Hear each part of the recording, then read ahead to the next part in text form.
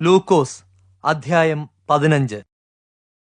ചുങ്കക്കാരും പാപികളുമെല്ലാം യേശുവിന്റെ വചനം കേൾക്കുവാൻ അദ്ദേഹത്തിന്റെ അടുക്കൽ വന്നുകൂടി. എന്നാൽ പരീശന്മാരും ന്യായശാസ്ത്രിമാരും, ഈ മനുഷ്യൻ പാപികളെ സ്വീകരിച്ച് അവരോടൊപ്പം ആഹാരം കഴിക്കുന്നു എന്ന് പിറുപിറുത്തു. അപ്പോൾ യേശു അവരോട് ഈ ഉപമ പറഞ്ഞു. നിങ്ങളിൽ ഒരാൾക്ക് 100 ആട് ഉണ്ടെന്നിരിക്കട്ടെ. അവയിൽ ഒന്ന് കാണാതെ പോയാൽ അവൻ 99 വെളിംപ്രദേശത്ത് വിട്ടിട്ട് നഷ്ടമായതിനെ കണ്ടെത്തുന്നതുവരെ അന്വേഷിച്ചു പോവുകയില്ലേ? കണ്ടെത്തുമ്പോൾ അവൻ അതിനെ ചുമലിലേറ്റി സന്തോഷിക്കുന്നു. പിന്നെ അവൻ സ്നേഹിതരെയും അയൽക്കാരെയും വിളിച്ചുകൂട്ടി അവരോട്, എന്നോടുകൂടെ സന്തോഷിക്കുക, എന്റെ കാണാതെ പോയ ആടിനെ കണ്ടുകിട്ടിയിരിക്കുന്നു എന്ന് പറയും. ഇപ്രകാരം തന്നെ മാനസാന്തരത്തിന്റെ ആവശ്യമില്ലാത്ത 99 നീതിമാന്മാരെ കുറിച്ചുള്ളതിനേക്കാൾ അധികം സന്തോഷം മാനസാന്തരപ്പെടുന്ന ഒരു പാപിയെക്കുറിച്ചുണ്ടാകും എന്ന് ഞാൻ നിങ്ങളോട് പറയുന്നു. ഒരു സ്ത്രീക്ക് 10 ദ്രഹ്മ ഉണ്ടെന്നിരിക്കട്ടെ. അവയിൽ ഒന്ന് കാണാതെ പോയാൽ അവൾ വിളക്ക് കത്തിച്ച് വീട് അടിച്ചുവാരി അത് കണ്ടുകിട്ടുന്നതുവരെ സൂക്ഷ്മതയോടെ അന്വേഷിക്കുകയില്ലേ? അത് കണ്ടുകിട്ടുമ്പോൾ അവൾ കൂട്ടുകാരികളെയും അയൽക്കാരികളെയും വിളിച്ചുകൂട്ടി, എന്നോടുകൂടെ സന്തോഷിക്കുക, നഷ്ടപ്പെട്ടുപോയ എന്റെ ദ്രഹ്മ കണ്ടുകിട്ടിയിരിക്കുന്നു എന്ന് പറയും. അതുപോലെ തന്നെ മാനസാന്തരപ്പെടുന്ന ഒരു പാപിയെക്കുറിച്ച് ദൈവദൂതന്മാരുടെ മുമ്പാകെ സന്തോഷമുണ്ടാകും. യേശു തുടർന്ന് പറഞ്ഞു, ഒരു മനുഷ്യന് 2 പുത്രന്മാരുണ്ടായിരുന്നു.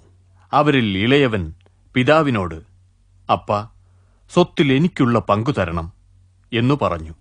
അയാൾ തന്റെ വസ്തുവകകൾ അവർക്ക് വീതിച്ചു കൊടുത്തു. ഏറെ കാലമാകുന്നതിനു മുമ്പ് ഇളയ മകൻ തനിക്കുള്ളതെല്ലാം ശേഖരിച്ച് ദൂരദേശത്തേക്ക് യാത്രയായി. അവിടെ ക്രമംകെട്ട ജീവിതം നയിച്ചു സ്വത്ത് ദൂർത്തടിച്ചു.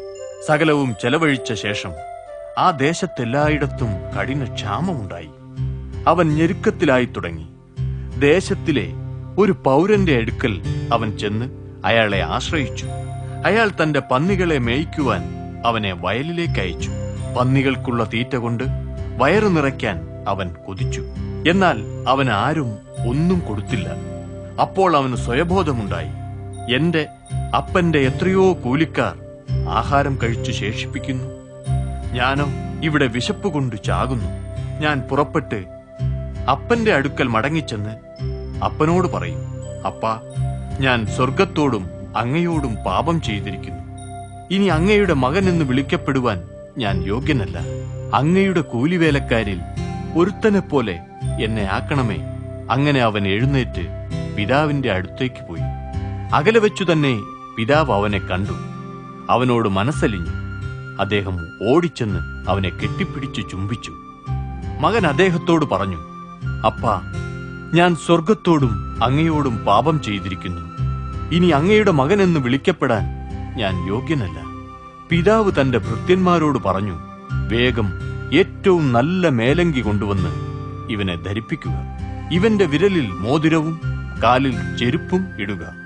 കൊഴുത്ത കാളക്കുട്ടിയെ കൊണ്ടുവന്ന് അറുക്കുക. നമുക്കൊരു വിരുന്ന് കഴിച്ച് ആഹ്ലാദിക്കാം. എന്റെ ഈ മകൻ മരിച്ചവനായിരുന്നു, വീണ്ടും ജീവിച്ചിരിക്കുന്നു. കാണാതെ പോയിരുന്നു, കണ്ടുകിട്ടിയിരിക്കുന്നു. അങ്ങനെ അവർ ആഹ്ലാദിച്ചു തുടങ്ങി. ഈ സമയം മൂത്ത മകൻ വയലിലായിരുന്നു. അവൻ വീടിനോടടുത്തപ്പോൾ നൃത്തസംഗീതങ്ങളുടെ ഘോഷം കേട്ടു. വേലക്കാരിൽ ഒരാളെ വിളിച്ച്, എന്താണ് അവിടെ നടക്കുന്നതെന്ന് ചോദിച്ചു. താങ്കളുടെ സഹോദരൻ വന്നിട്ടുണ്ട്.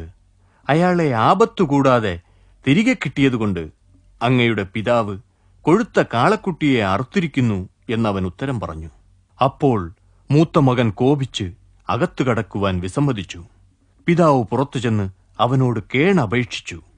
എന്നാൽ അവൻ പിതാവിനോട് പറഞ്ഞു, ഇതാ, ഇത്രയും വർഷങ്ങളായി ഞാൻ അങ്ങയെ സേവിക്കുന്നു.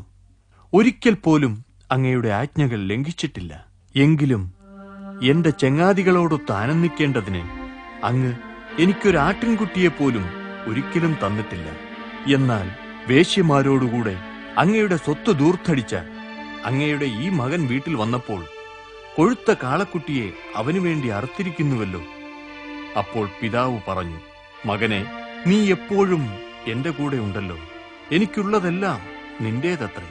നിന്റെ ഈ സഹോദരൻ മരിച്ചവനായിരുന്നു, വീണ്ടും ജീവിച്ചിരിക്കുന്നു.